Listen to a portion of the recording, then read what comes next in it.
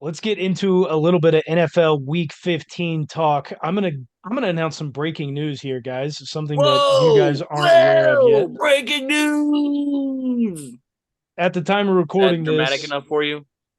Do you the like it when I talk Raiders over you? are My mic is better than beating. your mic. Thanks, guys. You're welcome. The LA Chargers 49 to nothing. It is 10 minutes, 10 and a half minutes Damn. left in the third quarter. I'm going to give you some breaking news. It has not happened at the time of recording, but will be by the time you're listening to this. Brandon Staley is no longer the head coach of the Los Angeles Chargers. This should have happened a long time ago. I'm glad it was drug out this long because I love They're seeing the gonna Chargers fire be him terrible. over a backup quarterback situation. They're gonna fire him. You fire him because He's a it sucked defensive ass. coach. He calls the plays. Oh, and just like that, the Chargers have scored. It's 49-7. Uh-oh. Don't Saved call it a his Whammy. comeback. job right here. Don't call it a Saved his comeback. job. Saved his job. That touchdown saved it all right there. Yeah, no, he's 100% going to be fired. It's a backup situation, sure, but they were 5-8 coming into today before taking this loss. Now they're going to be 5-9 with Justin Herbert. He's been calling the defenses. He's their defensive play caller as well as the head coach. He can't get any portions of the team to work correctly over multiple years. Brandon Staley is potentially going to get himself a play calling duties as a defensive coordinator elsewhere, but as a head coach, see you. You'll get another shot in 5+ years. Maybe not, The but new Josh McDaniel. Jace McDaniels. Well, we've got playoffs for fantasy football coming up, and let me tell you, playoffs. I've got a bye week in one of mine, so I'm the number one seed there. I'm a number three seed in another. I'm another one. I'm number one seed in another. I'm a number five in another. I'm doing really well. Made the playoffs at 4 out of my 5 leagues, and it's been no thanks to this guy's tips. Let's kick it over to Sean for just the tips playoff edition. Here we go. Here we go. This is usually week one for the playoffs for most of you people out there. But for me, it is not the playoffs. I missed it this year. I listened to my tips a little bit too much, but you should listen to them this week because I got a slurry of good picks for you this week. Starting off with the spark the Jets offense desperately needed.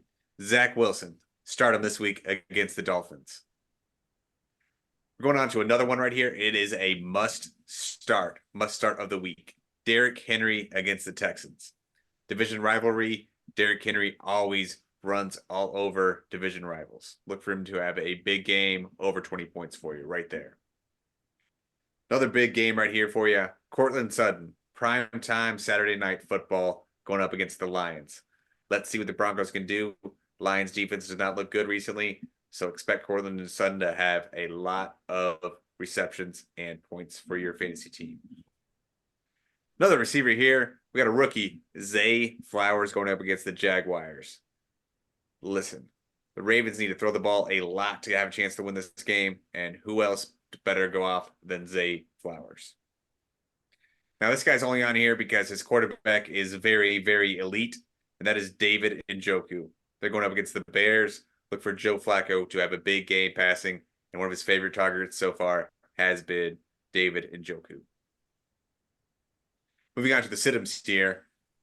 Mr. INT, Mr. Turnover himself, Josh Allen against the Cowboys. It's in Buffalo, but look for Josh Allen to struggle against that good Cowboys D. Travis Etienne Jr. going up against the Ravens. He's questionable going into the week. Ravens have a solid defense. Look for him to struggle in the running game this week. Sean's got himself some good D in Dallas before. Hey, yo. Moving on. Hey, yo. Scary Terry McLaurin going up against the Rams. Look for him to struggle this week. I know the Rams just let up a lot of points last week, but this is Sam Howell. He can sling the ball, but he will not have enough time to pass the ball to Scary Terry. Going into their bye week, he put up 0 points against Miami. That's why you need to sit him. And final receiver here to sit, DJ Moore against the Browns. He's questionable as well. Browns still have a solid defense. Justin Fields may struggle in this game, but I don't see DJ Moore playing very well at all in this game. And finally, Trey McBride. He's burned me every other time he's been on the sit-em. But he's going up against the 49ers this week. I expect them to shut the Cardinals offense completely down. And that was just the tips.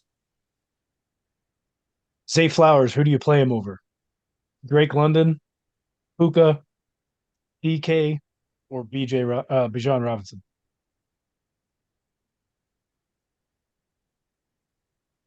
Oh, I just had it here. DK. Play him over DK, going against Actually, that bad Phillies defense.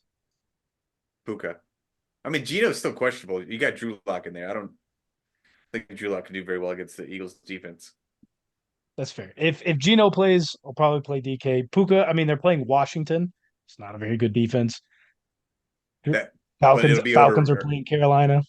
It'll be over early for the Rams. I'll keep my eyes on it before I pull the trigger on that one. That's good though. I've been debating on whether to play him or not. He's in the lineup. It's a stardom right there, baby.